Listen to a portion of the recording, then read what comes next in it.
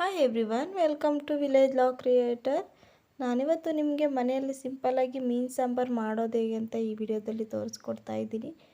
ಈ ಥರ ಒಂದು ಸಲ ನಿಮ್ಮ ಮನೇಲೂ ಕೂಡ ಟ್ರೈ ಮಾಡಿ ಹೇಗಿತ್ತು ಅಂತ ನನಗೆ ಕಮೆಂಟ್ ಮಾಡಿ. ಹಾಗೆ ಈ ಸಾಂಬಾರನ್ನ ನಾವು ರೈಸ್ ಜೊತೆ ಮುದ್ದೆ ಜೊತೆ ಒಳ್ಳೆ ಕಾಂಬಿನೇಷನ್ ಆಗಿ ತಿನ್ಕೊಳ್ಬೋದು. ಹಾಗೆ ನಾನಿಲ್ಲಿ ಮೀನು ಸಾಂಬಾರನ್ನ ಮಾಡೋದಕ್ಕೆ ಅಂತೇಳಿ 1 kg ಮೀನನ್ನು ನೀಟಾಗಿ ಅರಿಶಿನ ಹಾಗೂ ಉಪ್ಪನ್ನು ಹಾಕಿ ನೀಟಾಗಿ ತೊಳೆದು ಇಟ್ಕೊಂಡಿದ್ದೀನಿ. ಹಾಗೆ ಹುಣಸೆಹಣ್ಣು ಕೂಡ ಬಿಸಿನೀರಲ್ಲಿ ನೆನೆಸಿಟ್ಕೊತಾ ಇದ್ದೀನಿ. ಹಾಗೆ ಮೀನು ಸಾಂಬಾರಿಗೆ ಬೇಕಾಗಿರುವಂಥ ಐಟಮ್ಸ್ ಎಲ್ಲ ನಾನಿಲ್ಲಿ ರೆಡಿ ಮಾಡ್ಕೊಳ್ತಾ ಇದ್ದೆ. ಹಾಗೆ ಈ ವಿಡಿಯೋನ ಎಂಡ್ವರೆಗೂ ಸ್ಕಿಪ್ ಮಾಡೋದಾಗೆ ನೋಡಿ. ಈಗ ನಾನಿಲ್ಲಿ ಮೀನು ಸಾಂಬಾರನ್ನ ಮಾಡೋದಕ್ಕೆ ಅಂತ ಹೇಳಿ 2 ಈರುಳ್ಳಿ, ಮೀಡಿಯಮ್ ಸೈಜ್ ಈರುಳ್ಳಿನ ತೊಗೊಂಡಿದ್ದೀನಿ. ಹಾಗೆ 1 ಹುಳಿ ಟೊಮೊಟೊನ ತೊಗೊಂಡಿದ್ದೀನಿ. ಹಾಗೆ ನಾನಿಲ್ಲಿ ನೆನೆಸಿಟ್ಟಿರುವಂಥ ಹುಣಸೆಹಣ್ಣು, 1 ಕಪ್ ಆಗೋಷ್ಟು ಕಾಯಿ, ಕಡಲೆ, ಈರುಳ್ಳಿ, ಮೆಣಸಿನ್ಕಾಯಿ, ಸಾಂಬಾರು ಸೊಪ್ಪು, ಶುಂಠಿ, ಬೆಳ್ಳುಳ್ಳಿ, ಚಕ್ಕೆನ ತಗೊಂಡಿದ್ದೀನಿ.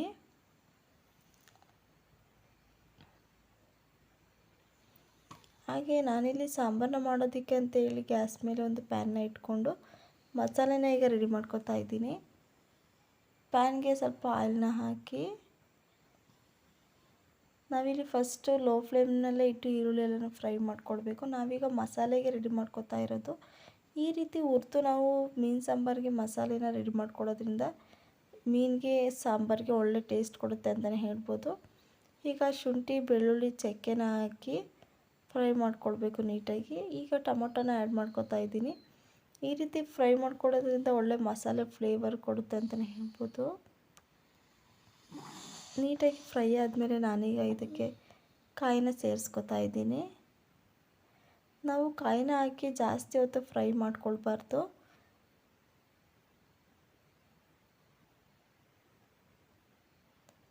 ಲಾಸ್ಟ್ನಲ್ಲಿ ಸಾಂಬಾರು ಸೊಪ್ಪನ್ನ ಹಾಕಿ ನಾವು ಗ್ಯಾಸ್ನ ಆಫ್ ಮಾಡಬೇಕಾಗುತ್ತೆ.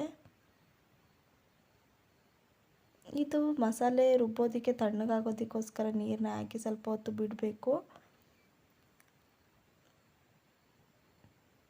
ಈಗ ತಣ್ಣಗಾದ ಮೇಲೆ ಒಂದು ಜಾರಿಗೆ ನಾವೀಗ ಮಾಡ್ಕೊಂಡಿರುವಂಥ ಮಸಾಲೆನ ಹಾಕ್ಕೊಳ್ಬೇಕು. ಅದ್ರ ಜೊತೆಗೆ ಸ್ವಲ್ಪ ಕಡಲೆ ಕೂಡ ಹಾಕೋತಾ ಇದ್ದೀನಿ ನಾನು. ನಾವಿಲ್ಲಿ ನಾನ್ ವೆಜ್ಗೆ ಎಕ್ಸ್ಟ್ರಾ ಮಸಾಲ ಪುಡಿನ ಮಾಡಿಸಿ ಇಟ್ಕೊಂಡಿರ್ತೀವಿ. ನಾನಿಲ್ಲಿ 2 ಸ್ಪೂನ್ ಆಗೋಷ್ಟು ಮಸಾಲ ಪುಡಿನ ಹಾಕೋತಾ ಇದ್ದೀನಿ. ನಾವಿಲ್ಲಿ ಹುರ್ಕೊಂಡಿರುವಂಥ ಮಸಾಲೆನ ರುಬ್ಬೋದಕ್ಕೆ ಹಾಕೋತಾ ಇದ್ದೀನಿ ನಾನಿಲ್ಲಿ. ನೀಟಾಗಿ ರುಬ್ಕೊಂಡಾದಮೇಲೆ ಸ್ಟವ್ ಮೇಲೆ ಒಂದು ಪಾತ್ರೆನ ಇಟ್ಟು, ಮೀನು ಸಾಂಬಾರು ಮಾಡುವಾಗ ನಾವು ಅಗಲವಾಗಿರೋ ಪಾತ್ರೆನೇ ಇಟ್ಕೊಳ್ಬೇಕಾಗುತ್ತೆ. ಹಾಗೆ ರುಬ್ಕೊಂಡಿರುವಂಥ ಮಸಾಲೆನ ಹಾಕಿ ನಮಗೆ ಎಷ್ಟು ನೀರು ಬೇಕೋ ಅದಕ್ಕೆ ಹಾಕ್ಕೊಳ್ಬೇಕು. ತುಂಬ ತೆಳ್ಳಗೆ ಮಾಡ್ಕೊಳ್ಬಾರ್ದು ಸಾಂಬಾರನ್ನ.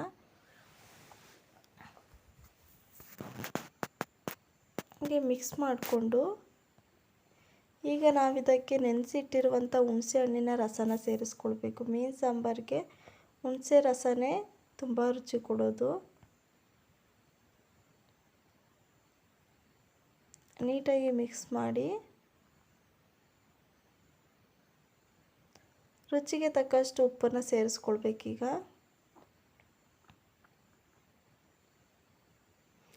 ಈಗ ಕುದಿಯೋಕ್ಕಿಟ್ಮೇಲೆ ಮೀನು ಸಾಂಬಾರು ಕುದಿ ಬರುವ ಟೈಮಲ್ಲಿ ನಾವು ತಗೊಂಡಿರುವಂಥ ಮೀನನ್ನ ಸೇರಿಸ್ಕೊಳ್ಬೇಕು. ಸಾಂಬಾರು ಕುದಿ ಬರುವ ಟೈಮಲ್ಲೇ ಹಾಕ್ಕೊಳ್ಬೇಕು.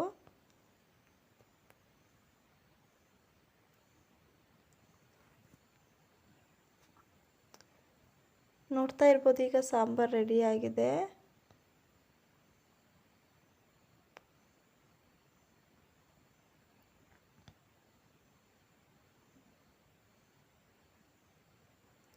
ಪ್ಲೀಸ್ ನಾನು ಮಾಡೋ ವಿಡಿಯೋಸ್ ನಿಮಗೆ ಇಷ್ಟ ಆದರೆ ಪ್ಲೀಸ್ ಸಬ್ಸ್ಕ್ರೈಬ್ ಮಾಡಿ, ಲೈಕ್ ಮಾಡಿ. Thank you for watching.